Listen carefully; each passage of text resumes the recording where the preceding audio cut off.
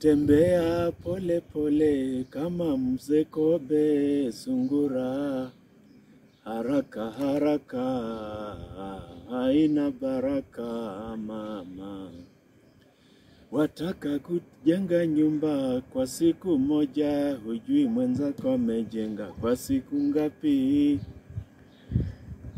We live in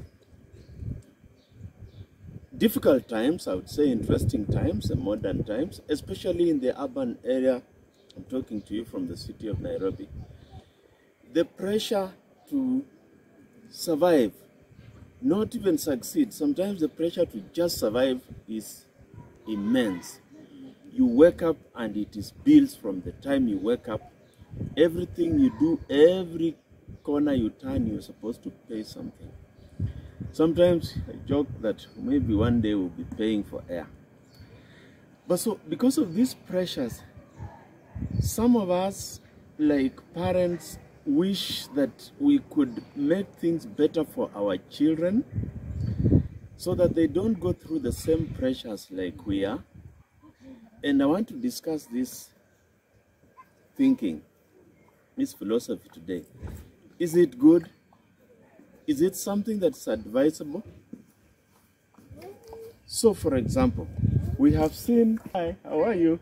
We've seen children like this one I'm just saying hello to, and their parents want them to do things very quickly.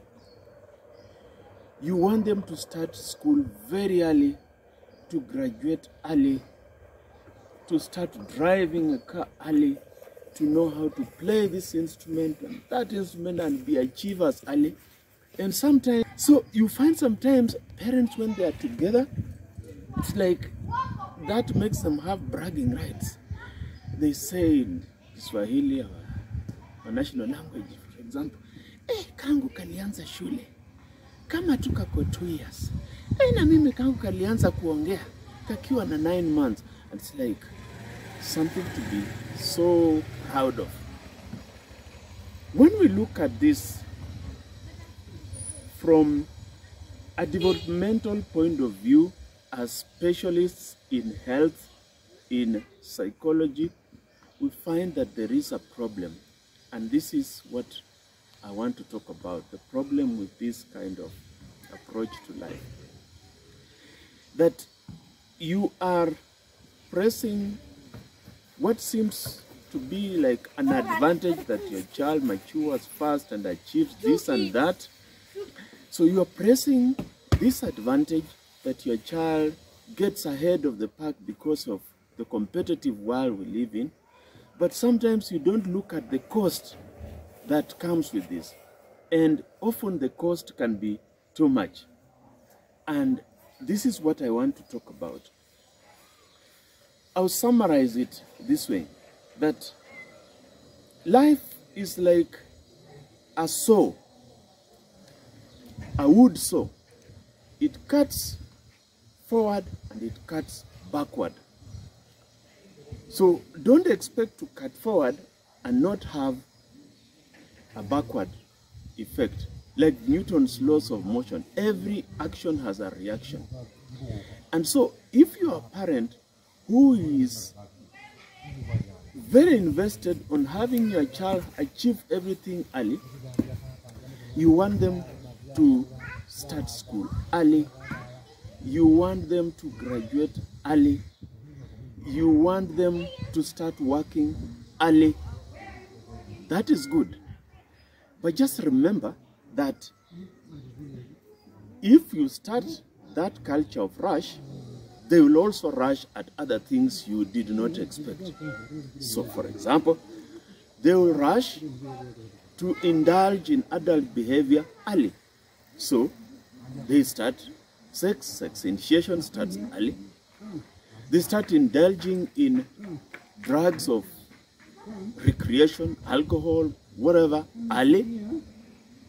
Because picture it this way, if by the age of say 15 years or 14, your child has finished high school and they're already in the university. 3 years of university, 17 years age of 18, they have graduated. And now they have a degree. They are a doctor like me. When they are in those situations where now at 21, at 22, their peers who were not rushed by their parents are 5 years, 4 years older, perhaps even longer than that. And now they have to socialize with these people. What will they do? They're likely to ape the behavior of what their older contemporaries are doing. Yet themselves, they may not be ready for this. And so, whether it is not their intention, they are starting to get initiated into adult behavior before their time, before they are ready. And I've talked about this, that it has harmful effects on the well-being of the child. I'll just mention a few of them to illustrate my point further. When you rush a child's childhood, you make them skip some years, start school early, leave home early. It means that you deny them a chance to experience natural childhood experiences. And the most natural childhood experience, the most important, is play. This child is not able to play. You may say, when they go to school, they play. That is correct. But there's a difference. The play at school and the play at home are not the same. Play at school is controlled play. The teachers and other instructors there are guiding these children. Home play is more uncontrolled. A child will just play in the neighborhood with their peers, their age mates, and you are not there. Nobody is controlling them or chaperoning them. So through this play, especially the uncontrolled play, children then start to learn the rules of social interaction, human interaction on this earth. They learn order, they learn to respect each other, they learn to negotiate, they learn to let another person have something before you have your turn, patience, and many other attributes. So when you make them skip these steps, then they are missing these basic natural lessons that God created, that they be impacted on them as children. And this is going to have a harmful effect as they grow older, because they will lack on these qualities and they will not interact well in the social space when they grow older. Rushing your children through the steps of maturity also means that they develop psychological, mental effects that are harmful. I've mentioned poor social skills, the inability to know how to interact with others, to negotiate, to be patient, to respect others, to talk, to be non-aggressive, to form a team, cooperate, to achieve an end. All these skills they will learn when they are young, they will miss, and so this creates a huge psychological effect when you find that later on in life, you are supposed to have these skills to get by, and you don't have them, so you have difficulty getting by. You start being someone who is considered antisocial, someone who has behavioral problems like defiance, cannot obey school rules, cannot get along with others, and so this is having a big impact, psychological and otherwise social, on these children. They also develop anxiety. When a child, for example, is separated too early from parents and goes to school away from parents, they have what we call separation anxiety.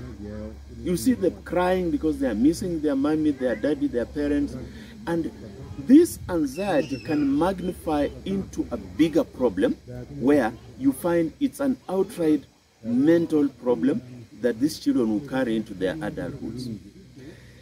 Again, there is a problem with rushing children through the steps of life. Look at, for example, a situation where someone wins a lottery. There's suddenly too much money in their hands. They don't know how to spend this money. And through acts of commission or omission, they end up being destroyed by the money. They went out partying and they had an accident when they were coming back from the party, drunk, driving under influence, and they got injured or killed. Any analysis will show that actually this young person, this man, this woman, having won this money and going to celebrate without any controls, any guidance, is what contributed to the accident or to their death. So if you make a child to jump steps because you want them to achieve worldly success faster, then you are putting the cart before the horse. You are making this person to achieve that success that you crave, but they are not ready for it. So they get that lottery, but when it comes to using the proceeds of that lottery in a good way to benefit them, they are not equipped to do that, and eventually it fails. The net effect of your efforts may be that you brought more harm than good by your rush to jump steps and achieve success before it is due. So parents, my message in this, take your time, allow God's natural evolution of things to happen. You see, in this world, we have a lot of time. The lifetime we are given on this earth, people live on average, the very old one, 102, 105 years. That's an awful lot of time. A year is a long period of time. You could have gotten even a qualification, a certificate course, a diploma course. We have diploma course of 6 months. So don't rush. You have enough time. Let everything be done when someone is just ready. Go to school when you are ready. Start driving a car when you are ready. Graduate from college when you are ready. Start earning a salary when you are ready. And the proceeds of this success, because you are ready for them, you'll use them in a beneficial way. They'll not harm you. That's my message. If it resonates well with you or someone you know, share this video, like it, and remember to subscribe to our channel, the Dr. BMS channel, where we educate each other on issues of our health, body, mind, and soul.